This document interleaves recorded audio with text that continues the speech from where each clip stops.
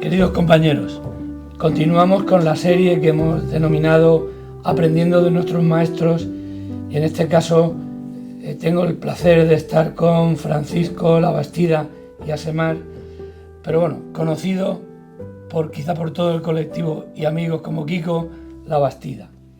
Arquitecto del año 67, exdecano del Colegio de Arquitectos de Cataluña, asesor técnico del Consejo Superior de los Colegios de Arquitectos de España, asesor técnico del Colegio Oficial de Arquitectos de Cataluña, profesor de instalaciones en la Universidad Politécnica de Cataluña, participó en la redacción de las normas tecnológicas, implantando su regla de la alpargata, que realmente funciona, lo puedo asegurar, que ha evitado muchísimos problemas, y me lo explicó.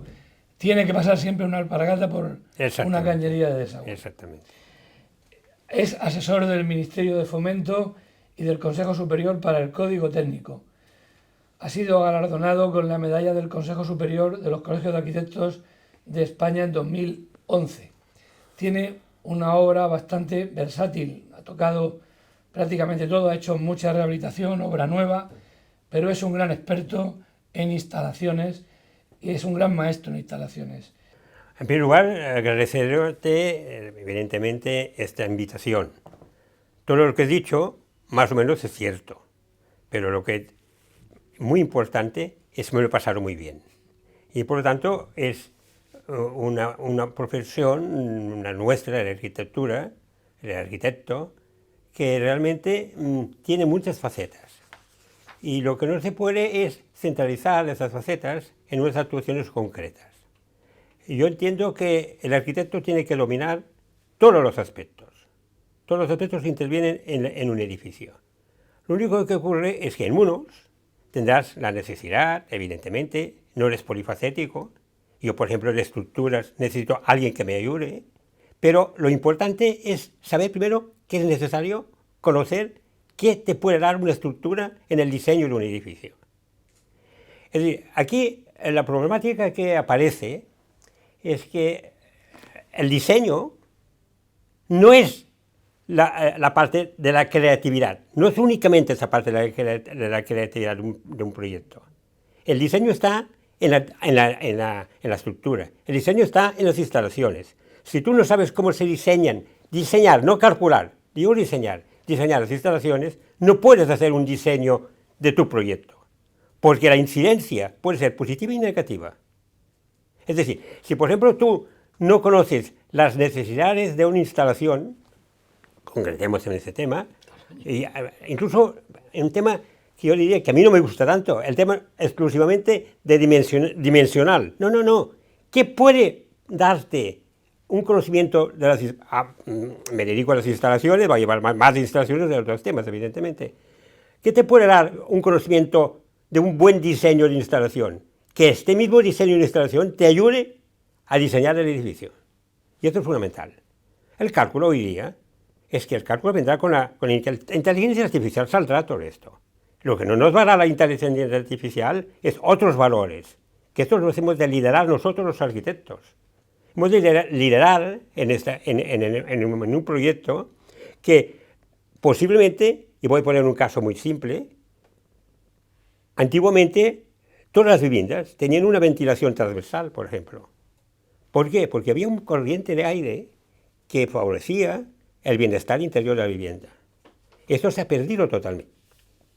Esto ayudaría al diseño. A lo mejor debemos de intentar hacer un diseño de las instalaciones para volver a ese principio muy elemental, y esto se está haciendo en este momento. Yo creo que el título del arquitecto español se valora mucho en Europa. Nuestros compañeros recién egresados son muy bien recibidos en Europa por esa gran versatilidad y por esa carrera tan completa que se estudia, claro, que te da un dominio de todo. Yo creo que es uno de los mayores valores de nuestra formación actual. Yo creo que aquí en España ese tema, sinceramente, yo he intervenido con muchos compañeros y siempre han aceptado desde el inicio. Eso es importante, desde el inicio del proyecto. Aquí es muy importante considerar que toda esta intervención, esta transversalidad de las diferentes partes que forma un proyecto y además deben cumplir las normativas, y esto será por hecho, evidentemente, pero que el tema de diseño tiene que estar intervenido desde el primer momento que tú pones la primera raya de tu proyecto. Para mí, todos los edificios que he hecho, hay una ilusión. Si no tienes ilusión, por muy técnica que sea esta ilusión, es una buena ilusión. Porque comprendes y ves que se mejora o se efectúa un edificio con una calidad de prestacional importante. ¿Cuál es el edificio que tú recuerdas con mayor ilusión? Es que todos los edificios yo los recuerdo con ilusión, porque cada uno tiene su historia, y aquí no hay tiempo para explicar todas las historias. Por ejemplo, hay un edificio que es el Colegio de Abogados de aquí en Barcelona. Es una situación muy concreta y muy puntual.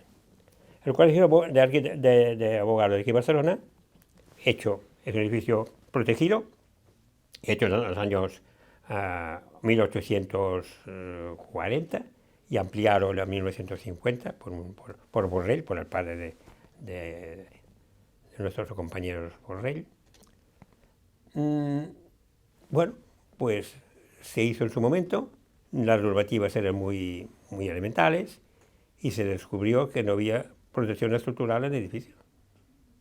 Pero había un problema muy importante, el edificio estaba protegido y la estructura estaba metida en el interior de las paredes, de los espacios, huecos interiores.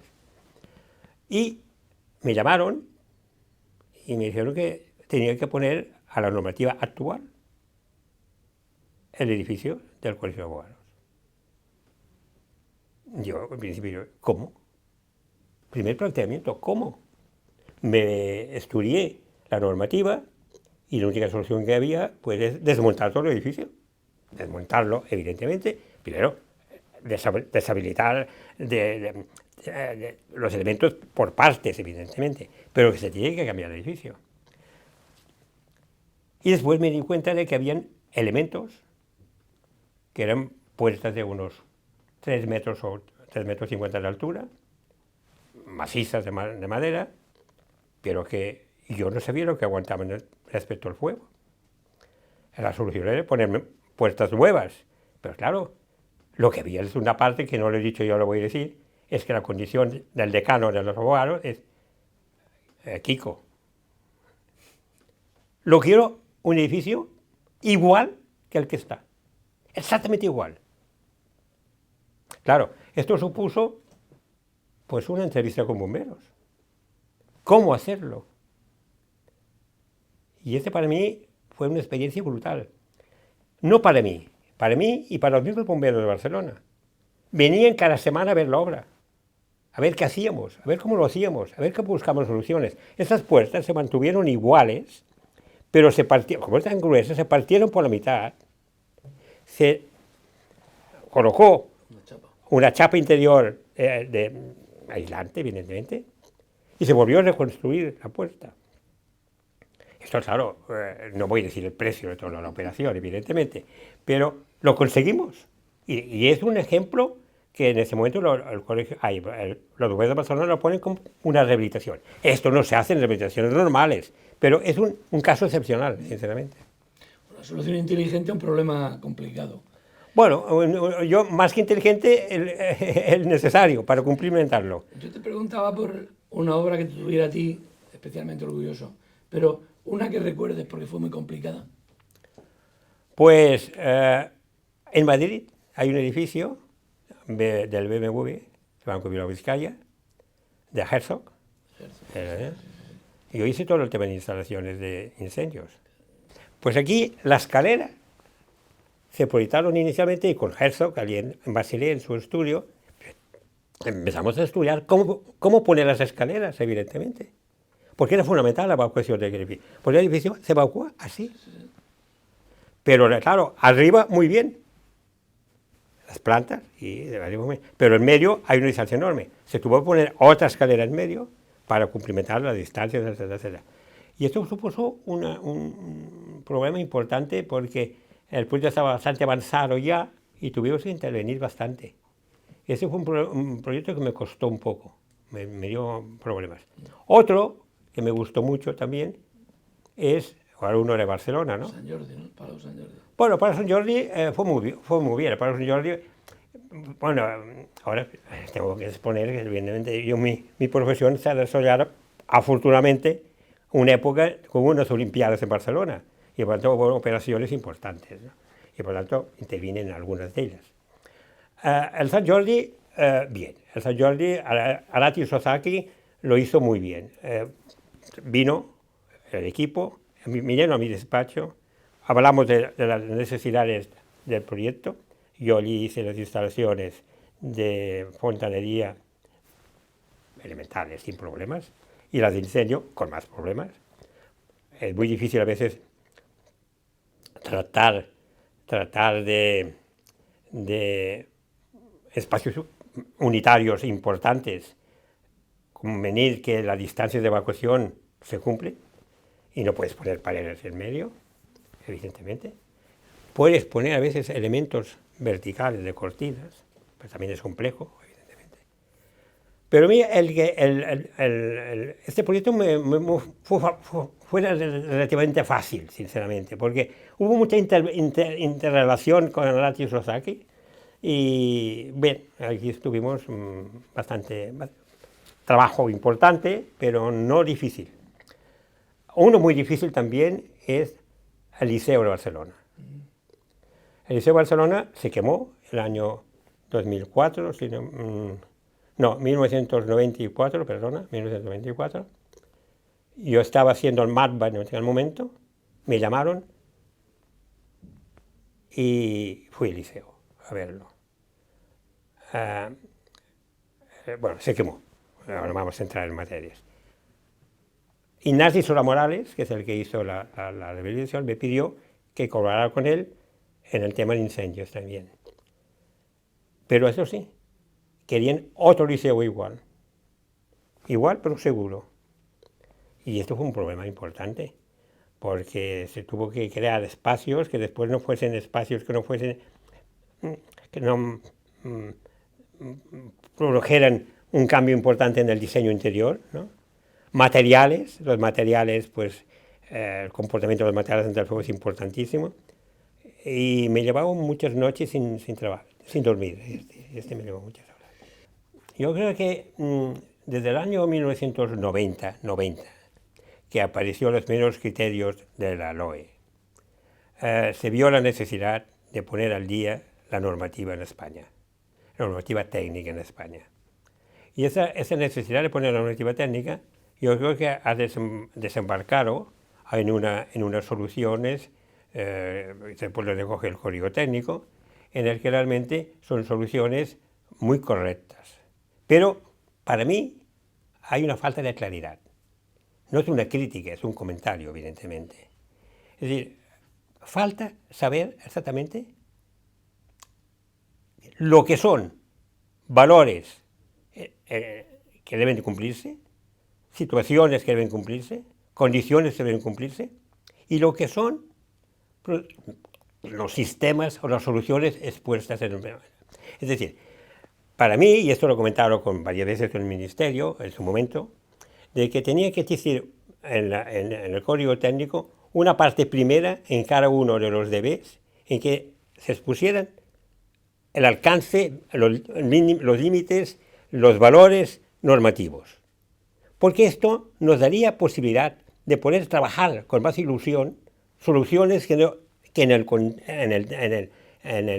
código técnico se dan a veces como soluciones obligadas, y no son obligadas, son soluciones que te ayudan, si no quieres trabajar, entre comillas, si no quieres buscar soluciones nuevas, aquellas te dan la garantía de que van a salir correctas de acuerdo con la normativa. Pero lo que es importante es dar libertad, porque esa libertad va con lo que decía yo antes. Podemos hacer un diseño de un edificio con unas soluciones propias del edificio y que cumplan con la primera parte, que son las normativas. Las prestaciones. Entonces, aquí viene que el tema de las prestaciones. El código técnico, la gran bondad que tiene es que es prestacional, pero esta personalidad está encubierta aún, no está clara, no está clarificada. Un esfuerzo más sería muy interesante. Poner realmente lo que realmente es obligado, la normativa. Por ejemplo, después ya hablaremos de otros temas. Por ejemplo, el tema de incendios es un tema muy importante de comentar. Sabes tú posiblemente que yo me he especializado bastante en este tema de incendios, pero es un tema que está muy regulado, que hay mucha normativa, que hay incluso normativas de tipo autonómico, de tipo municipal, que a veces no contradicen, pero amplían lo que dice la norma. Esto evidentemente es dificilísimo de organizar un documento único, pero sí que hemos de explicar el porqué de esto. ¿Es posible el Near Zero Energy Building a precios razonables, edificios sin consumo? Me gusta mucho esa pregunta, porque esa pregunta es difícil de contestar, evidentemente. Es como decir, ¿y un edificio unifamiliar en medio de la montaña, en la sierra, en la playa, qué precios tiene? Pues depende de muchísimas cosas, evidentemente. Yo tendría que decirte, y lo digo además, de que no tenemos que pensar que un edificio de energía cero valga más dinero. No es más caro. Puede ser posiblemente un 10, un 15% más caro como mucho, pero dependerá de las soluciones. Y aquí viene otra vez lo que decía yo al principio. Si intervengo yo indirectamente en la obra, como arquitecto, con el soporte de otros arquitectos o ingenieros. Nuestros ingenieros son nuestros amigos, compañeros, que nos ayudan. Y nosotros ayudamos a los ingenieros muchas veces. Yo he hecho fábricas. Y el ingeniero me ha pedido que yo hiciera parte de la fábrica. Y es un edificio totalmente industrial. Pero los resultados son diferentes, sinceramente. Pues volviendo al tema que decías tú, es evidente que si, por ejemplo, vamos a ver, imagínate que te voy a comentar un tema, lo que se llama un edificio de termodinámico, por ejemplo. Termodinámico. ¿Qué es un edificio termodinámico? Pues un edificio termodinámico, en el mundo de la energía cero, hace referencia a los edificios en el que efectos termodinámicos de dentro del edificio favorecen el comportamiento pasivo de ese edificio. He dicho pasivo, por primera vez, tenía que haberlo dicho antes seguramente. El tema pasivo en la arquitectura es mucho más importante que el término activo. El tema pasivo en un edificio es el que nos determina la calidad del edificio. Y el tema activo es donde no llegamos para satisfacer las obligaciones, la normativa o el acondicionamiento o el bienestar, vamos a buscar elementos activos. Mal es el edificio que no tiene elementos pasivos y todo vaya a buscarlo a elementos activos. Pero esto son instalaciones también, cuidado. Es decir, el edificio termodinámico es, por ejemplo, ¿por qué no crear en un edificio, ya no un edificio unifamiliar, sino un edificio plurifamiliar, unos patios interiores? Esto a veces es complicado urbanísticamente incluso, pero la idea es esta. Se puede introducir ese concepto en un urbanismo también, porque el urbanismo también tiene que recoger estos voluntades del diseñadores de las ciudades. Es importante. Un patio interior, no un patio de servicio, no un patio normativo de ventilación, un patio que aporte un intercambio de temperaturas que nos haga que el aire, a un momento determinado, vaya en una circulación u otro. Antes he dicho un poco el tema de la ventilación transversal. Aquí ya no es transversal también, pero ya es crear en el proyecto el diseño que tanto mundo prefiere trabajarlo. Aquí hay diseño de la instalación. Y entonces, el edificio, tendríamos un edificio con unos patios, unos filtros del sol, unos filtros o un tratamiento de unas corrientes de aire interiores que nos traspasan la temperatura de una parte a la otra del edificio. Todo esto nos ayuda a facilitar que a lo mejor los sistemas activos sean mucho menores. Y entonces el precio, si se hace bien hecho, no sube mucho más, es todo lo contrario. Es introducir ya en el diseño del proyecto estos elementos activos y pasivos. Hemos recibido la herencia de la arquitectura árabe, Claro. la arquitectura romana, Claro. con el patio, el uso del agua, el aire. Tenemos un ejemplo, nosotros aquí tenemos, claro, ¿qué problemas podemos tener? Que esto que aquí nos funciona muy bien, a lo mejor en el norte de Europa no funciona igual. Y ahora tenemos otro problema, que lo que funciona bien en el norte de Europa no nos funciona bien aquí. Por tanto, nosotros tenemos la responsabilidad, los arquitectos, de jugar esta carta al fondo. No podemos copiar lo que pasa en toda Europa. Podemos conocerlo, estudiarlo y transformarlo aquí con este criterio, pero no copiarlo. Cambia un poco de tercio. Acústica. Hay realmente una contaminación acústica en las ciudades. La acústica, el ruido contamina, incluso parece que mata incluso. Pero, ¿algún consejo de diseño darías a nuestros compañeros para el tema de acústica? Hombre, el tema de acústica es un tema complejo. Fíjate bien que voy a explicar un poco una historia que creo que es importante. Cuando se nos planteó el código técnico y la LOE nos dieron al ministerio, a mí no, al ministerio, 2 años para ejecutar un código técnico. Bien, esto debía salir de un tema jurídico, pero es imposible hacer a partir de unas normas tecnológicas que eran importantes, o de unas normas básicas que existían anteriores a las tecnológicas, pues legal a la redacción de un código técnico de la forma que ha salido. Nos costó hasta el año 2006. 6 años. No, 2006, sí, 2006. Nos costó 6 años, porque la LOE se aprobó a finales del 99. El día no exacto, pero el día. Claro, estos 6 años, ¿qué nos ocurrió en estos 6 años? Pues que fuimos trabajando, posiblemente de una forma un poco disgregada. Habían equipos que entre ellos no se hablaban mucho y tuvo que haber un cierto intercambio de presentación de las normas, un intercambio de presentación de la forma de determinar lo que era normativo y lo que no era normativo, que esto va a quedar un poco al aire, como he dicho antes. El tema prestacional era clarísimo, pero la última que salió fue la acústica. Y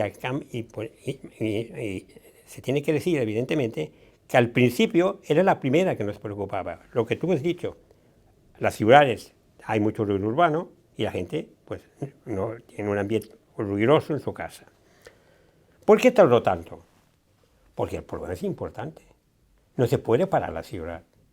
Se puede organizar la orientación del edificio, pero mucha gente le interesa también estar en contacto con la ciudad. Por tanto, meter todos los edificios en el interior de un patio central sería una solución, que probablemente sería una solución muy correcta. Entonces, el proyecto. ¿Qué ocurre? Aquí es el caso importantísimo, que el tema pasivo es el más importante. Es decir, ¿cómo se puede hacer en temas activos que no se oiga el ruido? Difícilmente. Añadiendo masa. Masa, pasivo. Pero hay, mira, Mies van der Rohe, el edificio Seagram, allí en Londres, en Nueva York, estuve yo hace muchos años allí visitándolo, tiene un restaurante en la planta baja y es una zona ruidosa. Entonces, a mí me lo explicó un arquitecto. Bueno, yo trabajaba con muchos compañeros americanos en época de las Olimpiadas aquí en Barcelona, me lo explicó y lo fui a ver. El ruido ambiental controlado no es la música. La música ya lo sabemos, pones música y lo que hace es enmascarar el ruido exterior. No. Mies van der Rohe colocó en las ventanas unas cortinillas metálicas que con el aire que salía por abajo, con el aire acondicionado, hacía mover las ventanillas y hacía un ruido agradable, un tintín agradable. Lo cual yo fui, pedí una mesa al lado y realmente estaba así comiendo y decía, estupendo. es una forma, diría yo, no pasiva, sino activa, por una activa muy acondicionada, de dar un ambiente agradable. Esto no se puede hacer siempre. Esto es un comentario que ahora digo porque esta problemática se comentó hace bastante tiempo de que Mies se había preocupado de ese tema. ¿Qué pasa? Que en el tema de la acústica, un fallo en un punto concreto nos desmonta todo el proyecto.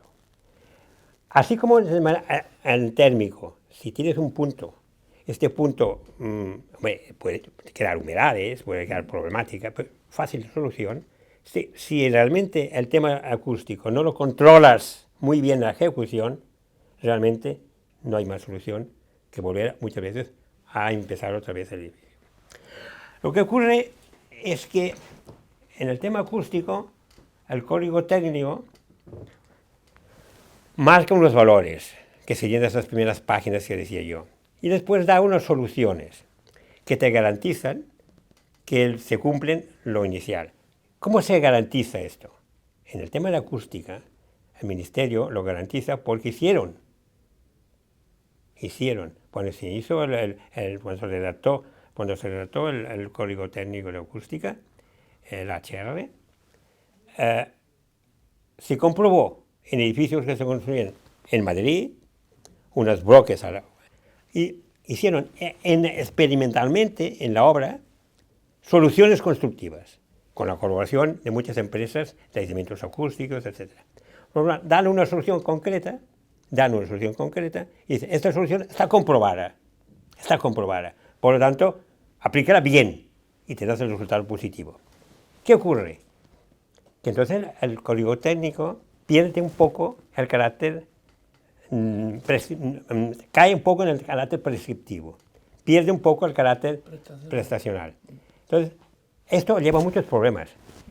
Tú, como presidente de las SEMAS, tienes que saber que yo tuve en dictámenes periciales, y tengo muchos, he hecho muchos de acústica, y cuando no se cumple lo que dicen, no los valores, sino las soluciones del código técnico, muchas veces se está demandando a nuestros compañeros por no haber aplicado la solución no obligatoria. Por lo tanto, aquí lo que hemos de intentar hacer es, si sabes algo más de los laboratorios de acústica, con un laboratorio de acústica, hacer tu solución y buscar soluciones porque el tiempo va cambiando los materiales. En este momento hay materiales que ya no se fabrican y aún están en el código técnico, y otros nuevos que no están. Y entonces aquí debemos defender el tema prestacional respecto al cumplimiento. Si yo, y esto lo he hecho en mi dictamen, cojo un laboratorio homologado, evidentemente, voy a la obra y compruebo que el aislamiento es el que dice el valor, la solución me importa un rábano, sinceramente, porque la solución cumple, aunque no sea exactamente lo que diga el código técnico. Es muy importante el control de calidad aquí, del edificio. Aquí el control de calidad es importante. Sí. En la acústica es lo más importante. Es básico. Lo otro también, evidentemente, pero en la acústica. Y el tema de la acústica, no sé si me largo demasiado por ese tema, tiene un fracaso. La aplicación tiene un fracaso cuando se trata de una rehabilitación. Rehabilitar un edificio difícilmente puede dar lugar a cumplimentar. Hay atenuaciones, el mismo código técnico dice en qué condiciones se tiene que aplicar o no se tiene que aplicar. Pero si no es una revisión integral, en casos prácticamente mantiene solamente la fachada, y aún en estos casos es muy difícil. Estos conceptos forman parte del diseño. Lo que decimos al principio, diseñemos las cosas pensando las soluciones que podemos darle para que el problema de la acústica se pueda resolver lo mejor posible. Yo te iba a preguntar por los ingenieros, pero ya has hablado muy bien de ellos. Mira si me llevo bien con los ingenieros, que en el año 2005-2006, con otro ingeniero, montamos lo que se llama la oficina, la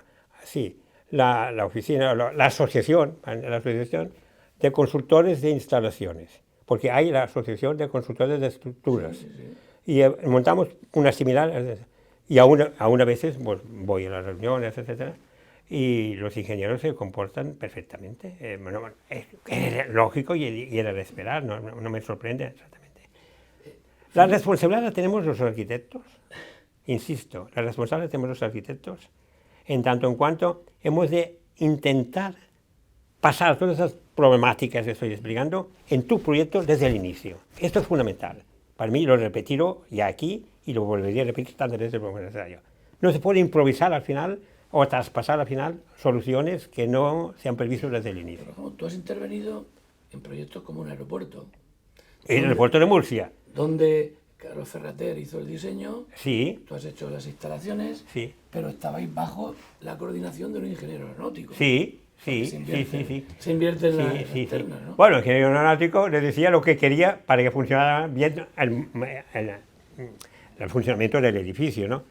Por ejemplo, no sé si lo sabes, pero en el hall aquel a lo largo de toda la entrada, en la parte de arriba, que hay un espacio, un paso para evacuar despachos. Claro, en caso de un incendio, el humo nos llegaría arriba y la gente no podía salir de los... Entonces allí hay unas cortinas que sectorizan hasta una cierta altura para que estas cortinas...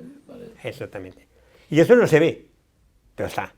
Pero ahí es un edificio del tipo B de la LOE, del artículo 3, sí. Y en este caso habéis intervenido los arquitectos dentro del equipo coordinado por ingenieros. Sí, claro, es que reparto eso es importante. De competencias de Lo que pasa es que al ingeniero no se le atribuye a veces temas de diseño y tiene tanto más diseño que nosotros. Es igual.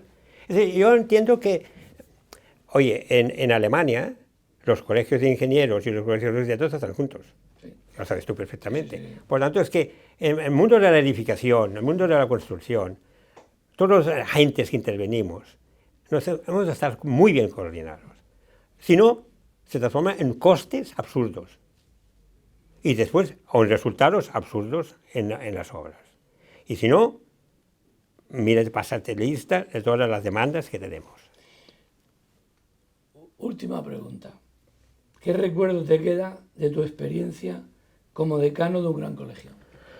Hombre, vamos a ver, esto es una pregunta muy personal. Yo te diría que, evidentemente, primero una gran ilusión que me dio poder ser decano de mi colegio, no por el cargo, sino porque la posibilidad de poder aportar en mi ejercicio una solución positiva al trabajo, a la profesión, a la normativa, a la cultura de la arquitectura, a saber defender y explicar a todo el mundo qué es la arquitectura española y concretamente en mi caso la arquitectura catalana.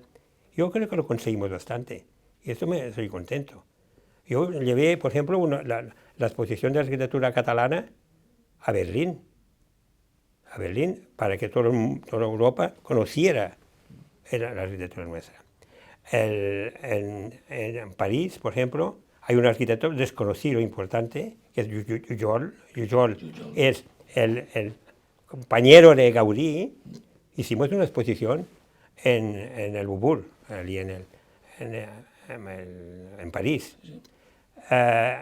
Después hicimos aquí también un tema muy importante. Eso sería como la cultura, exponer y participar a todo el mundo de nuestra cultura arquitectónica. Eso fue muy importante. Nos abrimos, no yo, sino ya llevábamos a otros decanos y yo lo continué. Es decir, el trabajo del decano siempre cuando acabas dices, no sé si has hecho todo lo que tenías que hacer, pero yo tengo la sensación de que hicimos bastantes cosas, pero muchas más se podía haber hecho, pero siempre te queda el problema o el pensamiento de que no habías llegado hasta el final totalmente. Pues muchísimas gracias por este rato tan bueno. Bueno, sí. Muchísimas gracias por tu apoyo continuo a SEMAS y a la profesión. Bueno, muchísimas gracias a vosotros. Y a ver si realmente estas teorías que no son mías, son teorías existentes. Yo las les he vivido en mis propias carnes. Si no haces esto, no funciona. Por lo tanto, esto y mucho más, evidentemente. Y hoy día, con la inteligencia artificial, no pensemos que nos van a solucionar los temas. La inteligencia artificial nos dará facilidades para resolver algunos temas, pero no enfocarlos. El enfoque tiene que ser con respecto a la cultura, a la historia, a la arquitectura y, sobre todo, y muy importante en este momento, a la sostenibilidad de nuestros edificios. Pues muchísimas gracias. Yo espero que nuestros compañeros, los mayores, van a disfrutar escuchándote un rato, pero me gustaría que los jóvenes arquitectos cojan tus ideas.